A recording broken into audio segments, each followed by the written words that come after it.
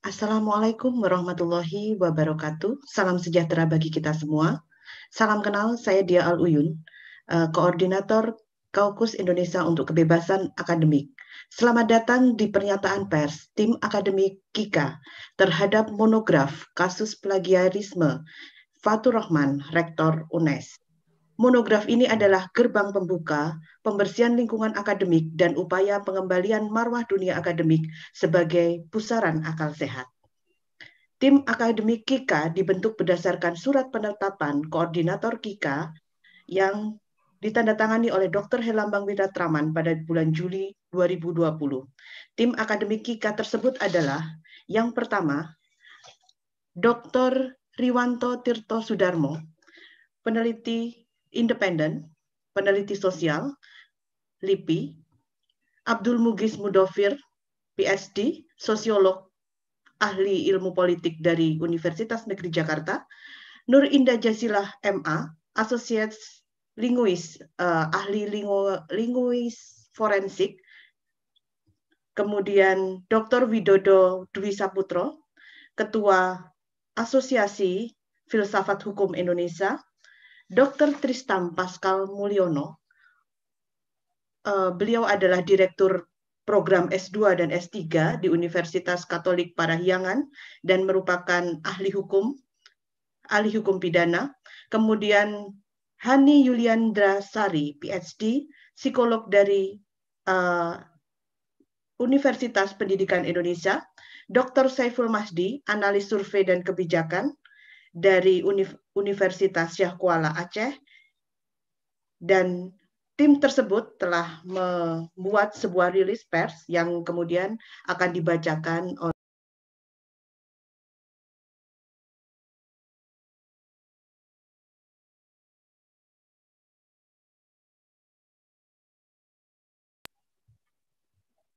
kepada Saudara Mugis Mudofir, saya persilahkan. Baik, terima kasih Bu Dia sebagai koordinator Kaukus Indonesia untuk Kebebasan Akademik yang baru saja menggantikan Pak Herlambang Wiratraman sebagai koordinator sebelumnya, yang memungkinkan terbentuknya tim akademik KIKA untuk melakukan pengkajian dan menyusun rekomendasi berdasarkan penilaian tim mengenai kasus plagiarisme yang dilakukan oleh Profesor Fatur Rahman, Rektor UNES, Rektor Universitas Negeri Semarang, yang menjabat sebagai rektor sejak tahun 2013 hingga saat ini. Saya sebagai salah satu anggota tim akademik KIKA mengucapkan selamat datang kepada para peserta siaran pers hari ini, pagi ini, dan mohon berkenan kepada rekan-rekan kawan anggota tim akademik lainnya, terutama Pak Riwanto selaku ketua tim akademik untuk mewakili tim akademik KIKA menyampaikan beberapa hasil kajian mengenai kasus plagiarisme yang dilakukan oleh Fatur Rahman, Rektor UNES. Saya akan membacakan hasil beberapa poin hasil kajian, nanti akan disambung oleh kawan yang lain, terutama dari Mbak Jasil sebagai analis linguis forensik yang melakukan analisis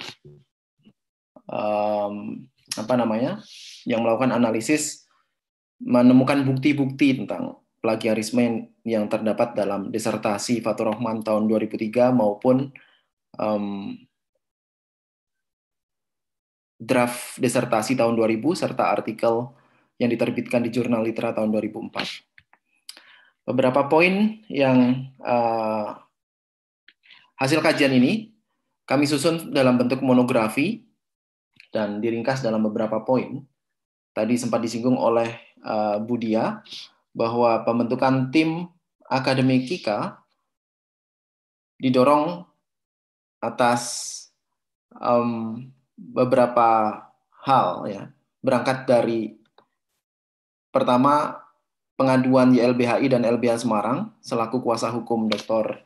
Sucipto Hadi, dosen UNES yang dinonaktifkan oleh Fatur Rahman akibat pandangan kritisnya atas kasus plagiasi pada awal 2020 tahun lalu. Kemudian ada rapat tindak lanjut pembentukan tim akademik oleh KIKA pada Juli 2020 dan mandat organisasi KIKA sendiri adalah memperjuangkan kebebasan akademik. Jadi tim akademik KIKA dibentuk sebagai tim yang independen dalam menganalisis dugaan plagiarisme yang dilakukan oleh Fatur Rahman, Rektor UNES. Kajian tim KIKA, tim akademik KIKA dilakukan berdasarkan analisis atas dokumen, baik yang terkait hasil investigasi tim akademik sebelumnya, maupun dokumen lainnya yang relevan, serta sumber media massa yang kredibel. Tim akademik KIKA memperoleh akses atas dokumen tersebut melalui berbagai jaringan, baik melalui jaringan media massa maupun penelusuran atas dokumen yang kredibel. Hasil kajian tim KIKA, seperti telah kami singgung sebelumnya, disusun dalam bentuk monografi. Siaran pers ini sekaligus juga sebagai peluncuran monografi tersebut untuk disebarkan kepada publik, untuk diketahui dan didiskusikan bersama agar menjadi perhatian bersama bahwa persoalan plagiarisme di universitas adalah persoalan yang serius, tidak hanya mengancam kebebasan akademik, tetapi juga mengancam marwah perguruan tinggi. Hasil kajian tim akademik KIKA diringkas dalam beberapa poin berikut. Pertama, disertasi Fatur Rahman tahun 2003 telah terbukti memplagiat skripsi tahun 2001 yang disusun oleh Ristin Setiani dan Nevi Yustiani, yang keduanya merupakan mahasiswa bimbingan Fatur Rahman di Fakultas Bahasa dan Seni UNES.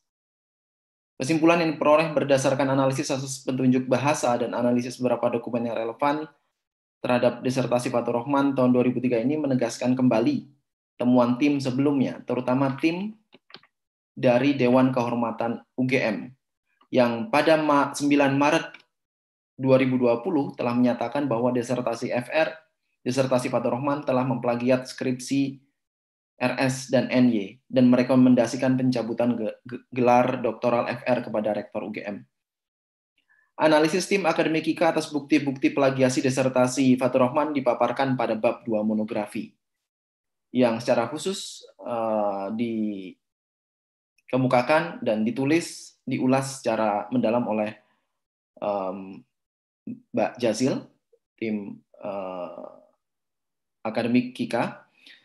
Sebelumnya, pada pertengahan tahun 2018, redaksi jurnal Litera dan tim evaluasi kerja akademik atau tim EK dari Kementerian Ristek dan Pendidikan Tinggi, Kemenristek Dikti, juga telah menemukan adanya unsur plagiasi dalam artikel Fatur Rahman yang diterbitkan dalam jurnal Litera tahun 2004 terhadap tulisan mahasiswa bimbingan Fatur Rahman lainnya di Fakultas Bahasa dan Seni, yakni Anifrida.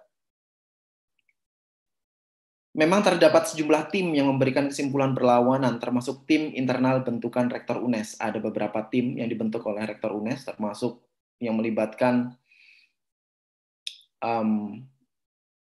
Dewan Etik, serta ada keputusan Rektor UGM yang membuat seolah plagiarisme bersifat relatif dan dapat diperdebatkan.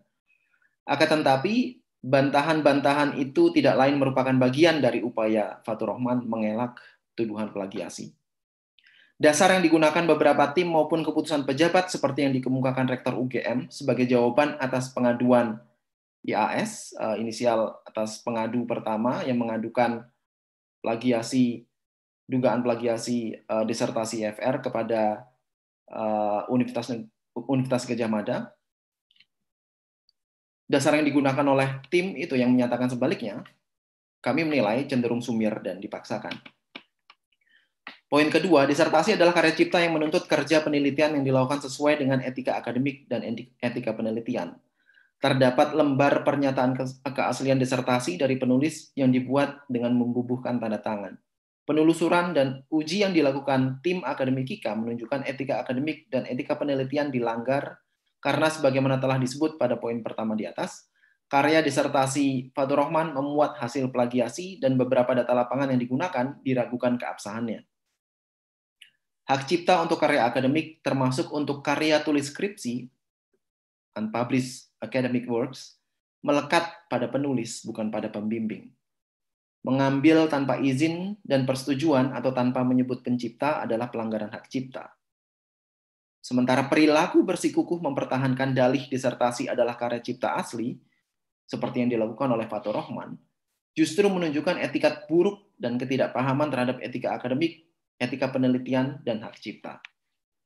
Poin ketiga, hasil pemeriksaan terhadap dokumen draft disertasi Fatur Rahman tahun 2000 yang dianggap sebagai bukti kunci yang dapat menggugurkan dugaan plagiasi sebagaimana dikemukakan dalam surat keputusan Rektor UGM atas dugaan plagiarisme, terbukti telah direkayasa. Dan karena itu tidak dapat dirujuk untuk membuktikan ada tidaknya unsur plagiasi dalam disertasi Fatur Rahman tahun 2003.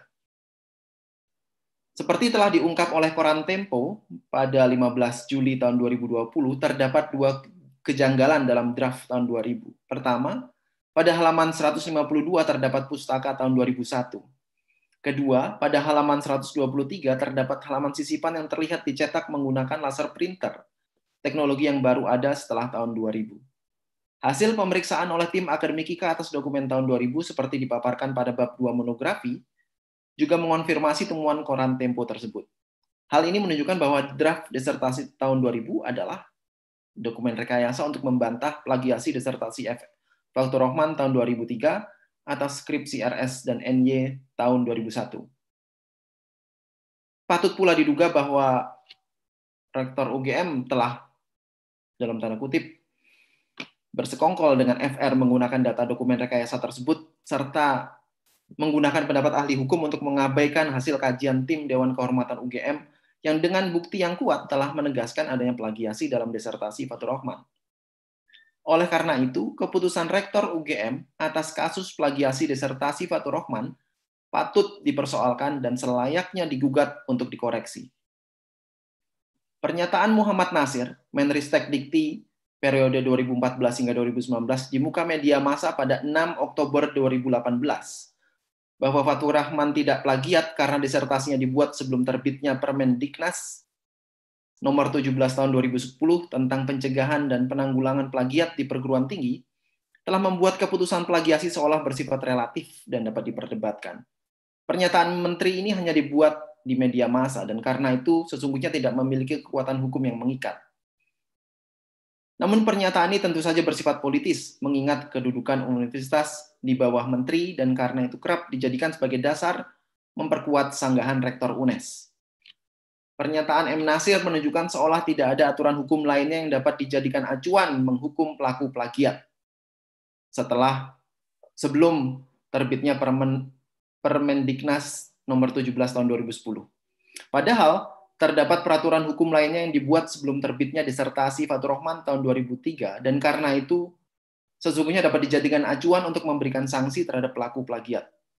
Ketentuan hukum itu diantaranya adalah Peraturan Pemerintah Nomor 153 Tahun 2000 tentang penetapan UGM sebagai BHMN dan Undang-Undang Nomor 20 Tahun 2003 tentang Sistem Pendidikan Nasional. Pasal 25 ayat 2 Undang-Undang Sisdiknas misalnya mengatur mengenai pencabutan gelar jika karya ilmiah yang digunakan untuk mendapatkan gelar akademik, profesi, atau vokasi terbukti hasil jiplakan. Aturan-aturan ini sebenarnya cukup untuk menunjukkan bahwa tindak plagiasi dapat dikenai sanksi. Pasal 70 Undang-Undang Sisdiknas memberi ancaman pidana paling lama 2 tahun dan atau pidana denda paling banyak 200 juta rupiah atas tindak plagiasi. Oleh karena itu, pernyataan M. Nasir bahwa Fatur Rahman tidak plagiat adalah tidak berdasar dan patut diabaikan. Poin 5. Berlarut-larutnya penyelesaian kasus plagiarisme Fatur Rahman yang terjadi sejak tahun 2018 menunjukkan kampus yang sesungguhnya tidak steril dari intervensi politik dan bahwa universitas dikelola tidak lepas dari proses negosiasi kekuasaan antara pejabat kampus dengan pejabat kementerian. Fatur Rahman telah memanfaatkan hubungan-hubungan kekuasaan itu, baik yang bersifat formal maupun informal, untuk melindungi kepentingannya dari tuduhan plagiasi. Fatur Rahman tidak hanya mengelak serta memobilisasi narasi tandingan yang membalik simpulan temuan plagiasi tim akademik sebelumnya, di antaranya dengan menghadirkan bukti dokumen rekayasa kepada Dewan Kehormatan UGM untuk menggugurkan tuduhan plagiasi terhadap dirinya, seperti dijelaskan pada poin ketiga di atas, tetapi juga berupaya membungkam, menskorsing, memberhentikan tugas sementara, dan mengkriminalisasi pihak-pihak yang terkait dengan laporan dan kajian plagiasi karya ilmiahnya. Tindakan Fathur Rachman semacam ini telah mencederai martabat universitas sebagai lembaga akademik yang bertanggung jawab memproduksi dan mendistribusikan pengetahuan untuk kebaikan dan kepentingan umum, serta menjamin dan melindungi kebebasan akademik. Dengan jabatan dan kewenangannya sebagai rektor, Fathur Rachman telah membuat institusi perguruan tinggi, dalam hal ini UNES, layaknya organisasi politik yang sekedar melayani kepentingan dan ambisi pribadinya.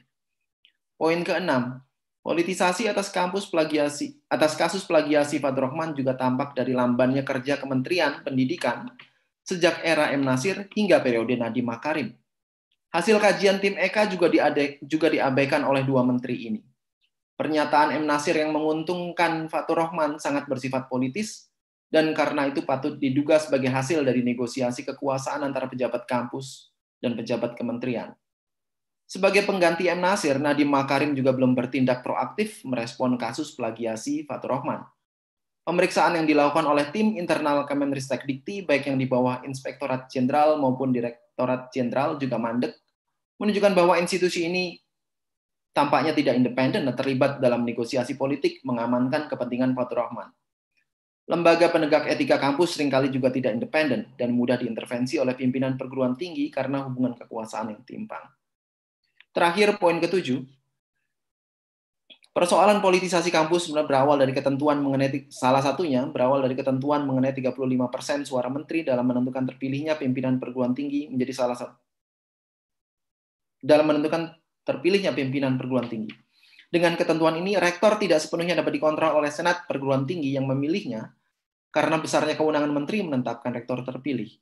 Pelibatan menteri menciptakan adanya kontrol negara terhadap kampus dan sekaligus membuka ruang politisasi dan negosiasi kekuasaan dalam pengelolaan universitas. Kedudukan ini membuat senat universitas tidak memiliki ruang yang besar untuk mengontrol kebijakan rektor. Rektor justru dapat mengintervensi dan mengendalikan senat universitas karena kedekatan hubungannya dengan menteri. Berbelit-belitnya kasus plagiarisme Fathur Rachman adalah hasil dari tidak adanya independensi universitas dari kekuasaan negara itu. Demikian 7 poin ringkasan dari monografi hasil kajian tim akademik KIKA atas kasus plagiarisme Fathur Rachman. Berikutnya saya serahkan kepada Bu Dia selaku moderator atau kepada Bu Jazil untuk memaparkan beberapa temuan bukti plagiasi secara selintas. Terima kasih, Bu Dia. Terima kasih, Bung Munggis. Baiklah, saya persilahkan kepada Ibu Nur Indah Jazilah untuk menyampaikan paparan tentang bukti-bukti plagiarisme yang dilakukan oleh Fathur Rachman. Baik, terima kasih kesempatannya. Mohon maaf ada background yang mungkin agak mengganggu karena sedang ada hajatan di sebelah rumah. Langsung saja, untuk membuktikan plagiasi dilakukan atau tidak oleh seseorang dapat dianalisis menggunakan pendekatan di linguistik forensik. Bagi banyak yang belum tahu, forensik linguistik adalah salah satu cabang dari linguistik terapan yang berfokus pada bahasa sebagai barang bukti. Dalam hal ini, penggunaan bahasa atau penggunaan kalimat dalam satu karya tulis. Untuk menganalisis kepengarangan atau istilahnya authorship analysis, forensik linguistik membaginya menjadi dua. Ada yang pertama adalah authorship attribution untuk menemukan karakteristik penulis, bagaimana ia menggunakan tanda baca, bagaimana ia memformulasi satu kalimat, pasti akan berbeda antara satu orang dan orang lainnya. Dan cara yang kedua adalah authorship verification. Jadi untuk memverifikasi apakah orang itu yang menulis teks yang sedang disengketakan. Yang kedua ini, authorship verification biasanya digunakan ketika kita sudah mempunyai istilahnya daftar tersangka, atau kita sudah punya daftar siapa saja yang kira-kira menulis teks yang sedang dianalisis.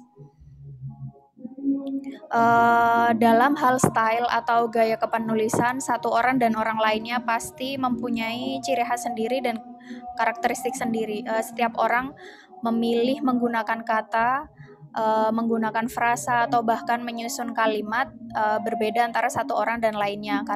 Hal ini dikarenakan setiap orang mempunyai istilahnya linguistic fingerprint atau jejak linguistik yang tanpa sadar membentuk gaya menulis tipikal individu, baik dalam pemilihan tataran kata, frasa, struktur kalimat, atau bahkan sekecil penggunaan tanda baca. Setelah menganalisis abstrak disertasi Fathur Rahman tahun 2003, setidaknya ada dua inkonsistensi. Yang pertama adalah cara pengenalan akronim.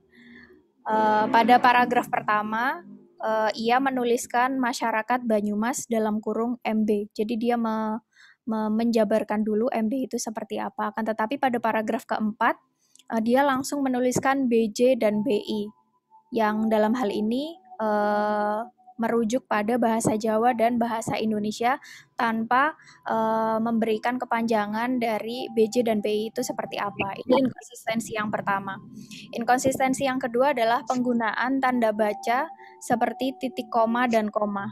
Jadi dalam abstraknya bisa ditemukan ketika ia menyebutkan atau melis beberapa item, ada kalanya ia menggunakan titik koma untuk memisahkan satu item dan item lainnya, tapi ada kalanya juga dia menggunakan koma untuk sebagai pemisah. Selain dua inkonsistensi ini, ada juga salah eja seperti kata farisi dan frase, padahal untuk teks setingkat disertasi yang mana adalah genrenya adalah formal dan akademik, seharusnya tidak ditemukan salah eja seperti farisi dan frase, karena pastinya teks-teks seperti ini sudah melalui proses editing. Nah, kenapa inkonsistensi ini kemudian menjadi penting? Karena inkonsistensi ini menjadi salah satu indikasi untuk meneliti teks itu secara lebih jauh, untuk melihat apakah teks ini diproduksi atau ditulis oleh satu orang, atau ada kemungkinan campur tangan orang lain sehingga ada inkonsistensi. Hal ini dalam forensik linguistik sangat mungkin dilakukan karena menurut salah satu pakar stilistika, setiap orang mempunyai ideolek, jadi di mana A tidak akan menggunakan, kecil kemungkinannya menggunakan struktur kalimat yang sama persis untuk mengekspresikan misalnya kejadian yang dilihat 5 menit lalu. Jadi antara A dan B mereka akan mengekspresikan menggunakan kalimat yang susunan kalimat yang berbeda.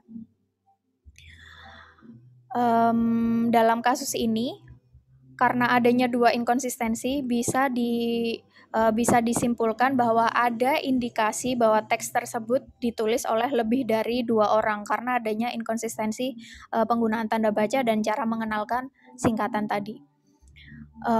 Masih menurut McMenamin, ahli forensic stylistics, ada beberapa style markers atau penanda gaya. Di antaranya adalah tanda baca dan kesalahan penulisan. Di abstraknya Fathur Rahman, di disertasinya yang tahun 2003, abstrak pada paragraf kedua ada penggunaan tanda baca koma dan titik koma untuk memisahkan item-item yang disebutkan seperti yang tadi sudah saya jelaskan sebelumnya. Jadi ini masih dalam satu paragraf, tapi untuk memisahkan nomor 1 dan nomor 2 dia menggunakan koma, sedangkan untuk memisahkan nomor 2 dan nomor 3 dia menggunakan titik koma. Inkonsistensi ini juga tidak hanya di paragraf kedua, tapi ada juga di paragraf ketiga, kelima, keenam, dan ketujuh. Analisis hanya pada abstrak tentu menjadi sangat superficial karena abstrak hanyalah sekian persen dari total penulisan disertasi. Selain itu, siaran pers Ombudsman RI tahun 2019 menyebut bahwa tim Senat UNES tidak memiliki salinan skripsi yang diduga diplagiasi oleh FR. Tersebut pula dalam siaran tersebut bahwa FR telah memusnahkan draft disertasi. Tahun 2019 dia sudah memusnahkan draft disertasi, tapi kemudian draft disertasi ini muncul sebagai barang bukti tambahan. Teknis analisis kepengarangan yang paling sederhana bisa dilakukan dengan menyandingkan teks satu dengan teks yang lainnya. Mungkin saya share screen kali ya, supaya lebih mudah. Oh, ini.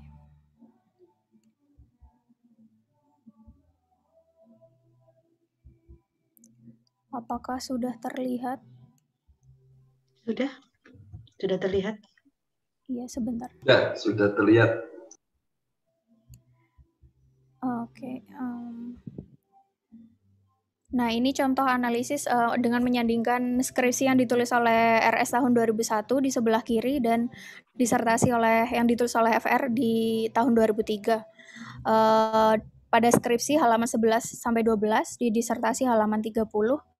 Jadi yang saya cetak tebal di situ adalah kata, frasa, atau klausa yang sama persis penulisannya. Jadi di skripsi RS tertulis tetap menggunakan bahasa Melayu Loloan yang tidak menggunakan bahasa Bali untuk komunikasi intrasuku dan beberapa domain. Setelah ada beberapa kalimat yang tidak sama, motivasi untuk menunjukkan identitas masyarakat Loloan yang beragama Islam.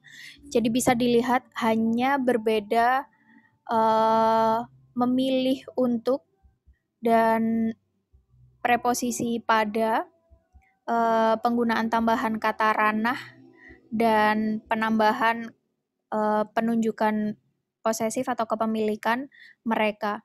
Jadi bisa dilihat dari jumlah kata yang sama, karena hanya sedikit kata yang tidak sama, bisa ditarik kesimpulan bahwa ada indikasi disertasi ini memplagiasi skripsi tahun 2001. Nah, selain analisis yang tadi sudah saya sebutkan, Dewan Kehormatan UGM juga sudah melakukan analisis secara lebih ekstensif. Berikut ini perbedaannya. Jadi untuk rumusan masalah, ini teks yang dibandingkan adalah skripsi RS tahun 2001, skripsi NY tahun 2001, dan disertasi FR tahun 2003. Jadi untuk rumusan masalah disertasi FR sama dengan rumusan masalah yang ada di skripsi RS. Begitu juga dengan metode penelitian, walaupun sebenarnya metode penelitian ini untuk sosiolinguistik ini sangat luas, jadi bisa saja walaupun ada 5 penelitian linguistik menggunakan metode penelitian yang sama. Tapi yang ganjil dalam penelitian FR adalah meskipun mereka melakukan approach atau pendekatan yang sama, mereka menggunakan data yang sama juga, yang mana sebenarnya itu juga bisa dipertanyakan untuk sekelas disertasi yang harusnya dia bisa mengisi research gap atau aspek-aspek penelitian yang belum pernah diteliti sebelumnya, tetapi saya tidak menemukan itu di disertasi FR jika melihat skripsi RS. Fitur linguistik yang diteliti juga FR sama dengan fitur yang diteliti oleh NY, yakni wujud alih kode atau code switching. Untuk tuturan-tuturannya juga sama. Nah, ini yang sebenarnya patut dicurigai, apakah menggunakan data yang sama itu masih bisa dibilang etis di dunia akademik, karena etika riset seharusnya kalau memang menggunakan data dari penelitian sebelumnya, kita hanya perlu membuat klaim bahwa memang ini data yang sudah digunakan di penelitian ini. Akan tetapi tadi yang perlu ditambahkan juga adalah research gap-nya sudah diisi atau belum, karena jika tidak ada research gap atau tidak ada aspek baru yang diulas di penelitian yang lebih baru, maka patut kita pertanyakan apakah disertasi ini kemudian mempunyai novelty atau kebaruan dalam riset.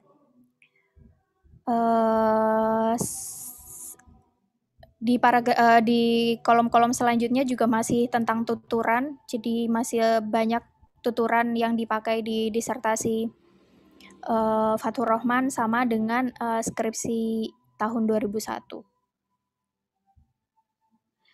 Ini mungkin sekilas bisa dilihat bahwa yang saya cetak tebal adalah yang sama persis dari skripsi tahun 2001 dan disertasi tahun 2003. Bahkan ada yang menarik adalah analisisnya pun sama. Nah, ini yang perlu dicurigai. Mungkin ada kesempatan orang menggunakan data yang sama, tapi apabila mereka hasil analisisnya pun sama, patut dicurigai mana yang memplagiasi lainnya. Selain itu, lebih banyak tuturan-tuturan, jadi data yang dipakai di skripsi RS tahun 2001 maupun NY tahun 2001 banyak sekali yang dipakai di disertasi FR 2003.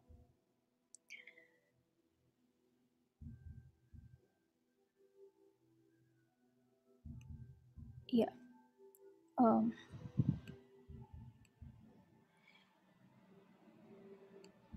Jadi selain bukti plagiasi yang ditemukan oleh Dewan Kehormatan UGM, kami juga menemukan keganjilan lainnya dalam novum draft disertasi FR tahun 2003. Di halaman daftar isi tertulis beberapa bagian disertasi sebelum bab 1. Misalnya ada prakata, intisari, abstrak, daftar isi, daftar bagan, dan daftar singkatan. Akan tetapi setelah halaman daftar isi tidak ditemukan dokumen-dokumen prakata, intisari, abstrak, dan daftar isi, daftar bagan, dan daftar singkatan. Keganjilan lain tadi sudah dipaparkan oleh Mas Mugis tentang adanya kertas yang dicetak menggunakan laser printer yang melampaui teknologi pada saat draft disertasi itu ditulis tahun 2000. Keganjilan lain juga ditemukan oleh wartawan Tempo, jadi adanya rujukan berjudul Kamus Pepak Bahasa Jawa yang ditulis oleh Sudaryanto dan Pranowo tahun 2001. Nah, mengapa ini ganjil? Karena draft itu diklaim ditulis tahun 2000, tetapi ia merujuk referensi yang ditulis dan yang bukan yang ditulis, yang dipublikasikan pada tahun 2001. Nah, ini yang aneh karena ditulis tahun 2000, kenapa dia bisa tahu dan merujuk referensi tahun 2001?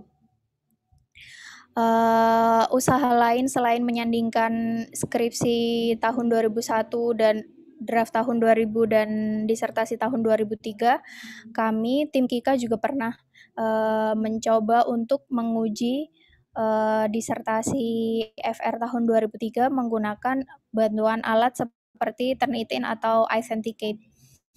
Nah, cara ini dirasa tidak memberikan hasil yang cukup signifikan karena dua alat ini cara kerjanya adalah berdasarkan data daring atau online database. Sedangkan tahun 2000 penggunaan plagiarism checker atau alat untuk mengecek plagiasi belum begitu marak di Indonesia dan disertasi atau karya tulis pada rentang waktu tahun 2000-an belum banyak yang didigitalisasi, jadi penggunaan Turnitin atau Authenticate tidak membantu banyak. Selain itu, bisa juga dilakukan analisis komputasi, tapi karena belum sempat dilaksanakan, karena tidak begitu untuk melakukan ini butuh computational linguist atau linguis yang berfokus di linguistik komputasi untuk melihat apakah secara metrik tulisan yang ada di disertasinya FR 2003 sama persis susunan atau bukan sama persis, mendekati metrik atau style atau gaya kepenulisan skripsi RS dan NY tahun 2001. Untuk menggunakan metode ini menggunakan bantuan machine learning, yakni text classification. Jadi teks itu diklasifikasi menggunakan bantuan natural language processing atau pemrosesan bahasa alami untuk melihat stylometrinya. Jadi stylenya atau gaya kepenulisannya dihitung dengan menggunakan library yang sudah ada di RStudio.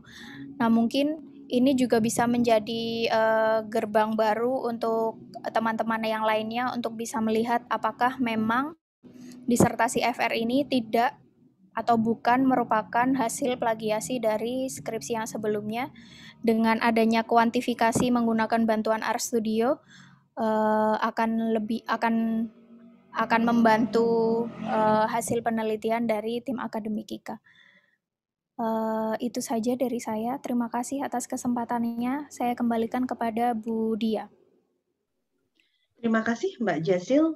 Saya harus ingatkan di sini bahwa prinsip Surabaya yang sudah digagas di tahun 2017 bahwa insan akademis mereka adalah yang melakukan aktivitas akademik, mempublikasikan hasil-hasil karyanya sesuai dengan kaidah-kaidah keilmuan.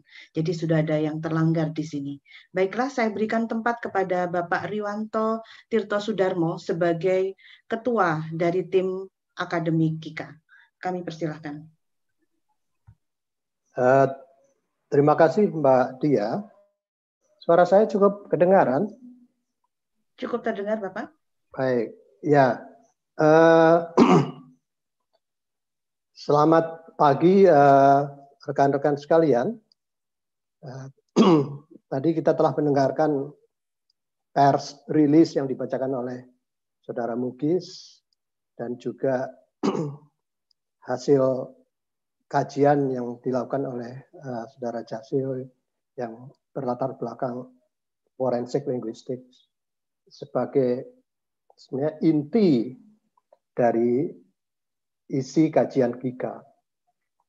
Jadi tim KIKA ini memang bertolak dari sebuah keprihatinan tentang sebuah masalah yang telah lama menjadi pembicaraan umum, yaitu kasus plagiasi yang dilakukan oleh FR. Dan mungkin sudah banyak orang yang mulai melupakan. Tetapi karena KIKA adalah kumpulan dari pribadi-pribadi yang concern, prihatin terhadap adanya pelanggaran terhadap kebebasan akademik, dan adanya keyakinan bahwa tanpa kebebasan akademik sebetulnya kehidupan ilmu pengetahuan, kehidupan berkebudayaan, khususnya di perguruan tinggi akan terancam, maka kami secara sukarela, beberapa orang dari tim anggota KIKA bersepakat untuk meneliti secara khusus kasus plagiasi Saudara FR ini. Dan saya kira telah disampaikan dengan jelas oleh Saudara Mugis tadi dalam press release apa temuan-temuan yang telah ditemukan oleh tim ini, dan juga secara jelas ditunjukkan oleh Saudara Jasil bagaimana tim KIKA secara akademik berusaha menguji karya Saudara FR tadi. Jadi apa yang kami lakukan sebenarnya mencoba mengingatkan sebuah masalah yang kami harapkan tidak dilupakan, dan sebuah masalah yang sebenarnya sudah berjalan berlarut-larut, yang menurut pendapat kami perlu diselesaikan. Karena kalau tidak, ini mencerminkan sebenarnya sebuah keadaan yang kalau dibiarkan akan mengancam sendi-sendi kehidupan kita bermasyarakat dan bernegara, karena berpikir kritis, kebebasan akademik, kebebasan menyampaikan ekspresi secara ilmiah mengalami ancaman.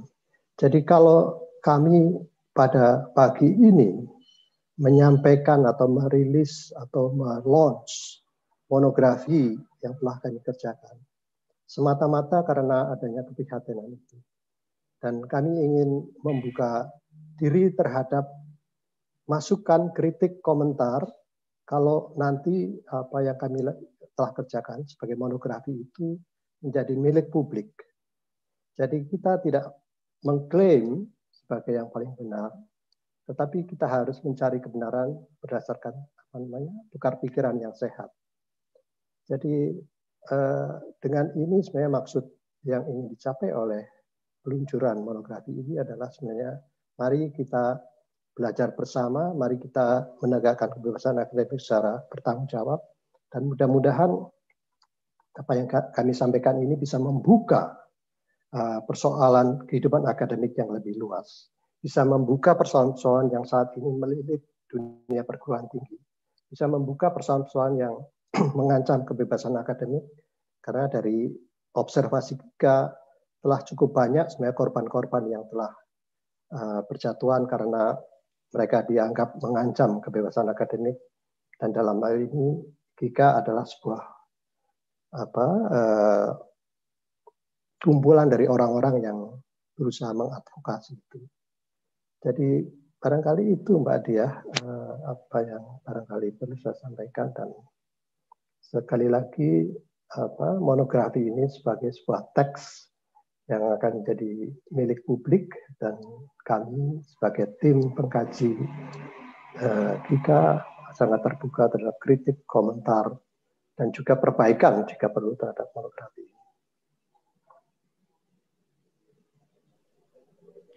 Baiklah, terima kasih Pak Riwanto. Jadi saya ingin menegaskan bahwa tim akademik GIKA dalam hal ini saya harus membacakan di sini adalah tim akademik GIKA atas kasus plagianisme Fatur Rahman, Rektor Universitas Negeri Semarang, Malang, Surabaya, Jakarta, Bandung, Mataram, Melbourne, 26 Januari 2021.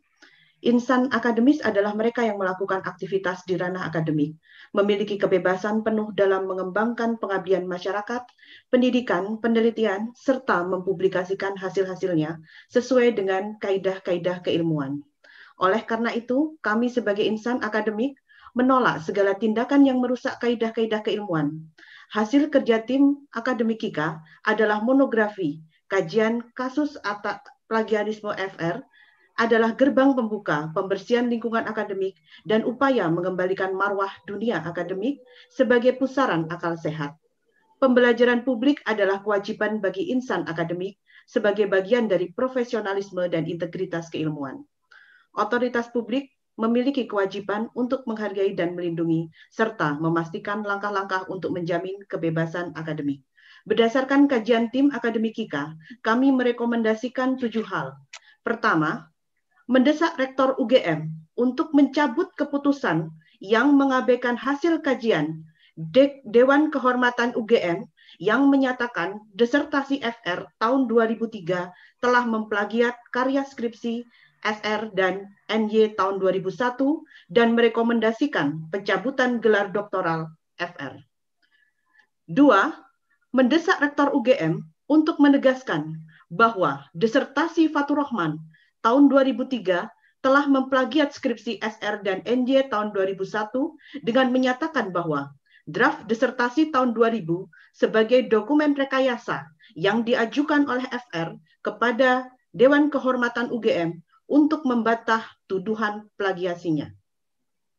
3. Mendesak Rektor UGM memberi sanksi kepada FR, diantaranya melalui pencabutan gelar doktornya. 4. Mendesak Menteri Pendidikan dan Kebudayaan untuk menyatakan adanya plagiasi dalam disertasi FR tahun 2003, diantaranya terhadap skripsi SR dan NY tahun 2001. 5. Mendesak Menteri Pendidikan dan Kebudayaan untuk mengevaluasi keputusan Rektor UGM atas kasus plagiasi FR. 6. Mendesak Menteri Pendidikan dan Kebudayaan untuk memberhentikan FR sebagai Rektor UNES karena gelar doktornya diperoleh dengan melakukan kecurangan akademik, serta telah menggunakan jabatan dan kekuasaannya memanipulasi publik dan menutupi tindak plagiasinya.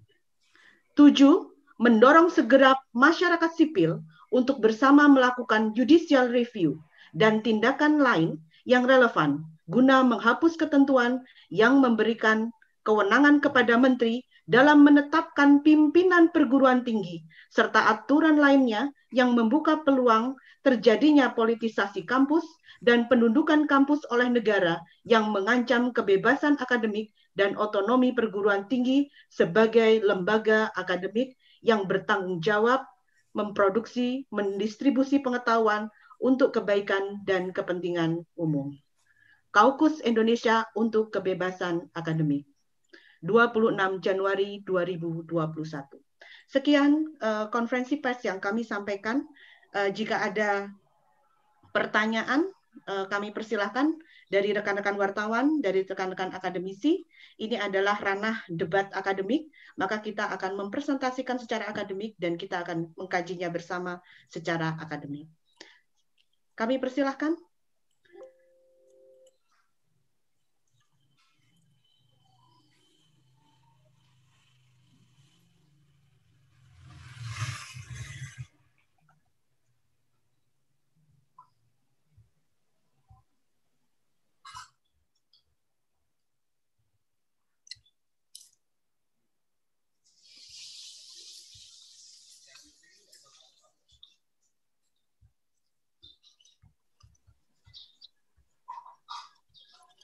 Baiklah, jika tidak ada pertanyaan, barangkali dari tim ada tambahan, karena jika tidak ada tambahan berarti kita cukupkan sekian press release yang kami sampaikan, kajian monografi yang kami sampaikan, draft monografi dan juga executive summary dan juga press release akan kami kirimkan kepada rekan-rekan yang membutuhkan kajian akademik ini. Terima kasih dari saya. Kami akhiri. Wassalamualaikum warahmatullahi wabarakatuh. Salam kebebasan akademik.